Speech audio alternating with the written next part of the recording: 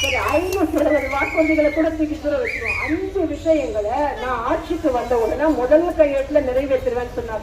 NEET தேர்வை எங்க அப்பா வந்த உடனே ஒரே கையெழுத்துல அடுத்து நாட்டிடுவான்னு சொன்னாலும் அந்த உருட்டு உதயநிதி. நீட் தேர்வை ஒழிச்சிட்டாங்களா? ஒழிக்க பக்தி இல்ல, வழி இல்ல. இந்த முறை தேர்தல் அறிக்கையில நீட்ன்ற வார்த்தையே கிடையாது. நீட்ன்ற வார்த்தையை போட கூட தென்பு இல்ல, திராணி இல்ல, துப்பு இல்ல. அப்புறம் ஈடிக்கும் பயப்பட மாட்டேன், மோடிக்கும் பயப்பட மாட்டேன்ற ஈடியை பார்த்தவுடன் பேங்க்ல மூத்திர மாறவனே திமுக. சனாதனம் சனாதனம் பேசிட்டு இருந்தாங்க. இன்னைக்கு சனாதனம் பத்தி 2 வருஷமா வாய திறவை பார்த்தீங்களா? உருட்டு உதயநிதி திறக்க மாட்டார். திறந்தா அவர் இருக்க போற இடம் திகாச்சின்னு அவருக்கு நல்லா தெரியும். அதனால அதெல்லாம் பேச மாட்டாங்க, நடித்து கொண்டிருக்கிறார்கள். 5 வாக்குறுதிகளை சொன்னாங்க. நீட் தேர்வு நீட் தேர்வு இன்னைக்கு தான் இருக்குது, ஒழிக்க வேண்டியதாங்க.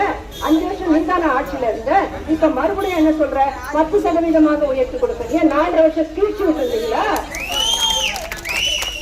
ஆனால் மாநில அரசின் அதிகாரத்தை பயன்படுத்தி அந்த 7.5% இடஒதுக்கீட்டை அரசு பள்ளிகளில் படித்த மாணவர்கள் 4 பேர் 5 பேர் கூட டாக்டர் ஆக முடியாத சூழல்ல இன்னைக்கு அண்ணன் எடப்பாடியார் அவர்கள் எங்கள் ஆட்சியில 2800 பேர் 7 குழந்தைகளும் டாக்டராக முடியும் என்ற கனவை நிறைவேற்றி தந்தவர் அண்ணன் எடப்பாடியார் அவர்கள். அதை நான் இந்த முறை ஆட்சிக்கு வந்தா 10% இடஒதுக்கீட்டை உயர்த்தி கொடுக்கிறோம் என்று உங்களுக்கு உறுதியளிக்கிறேன்.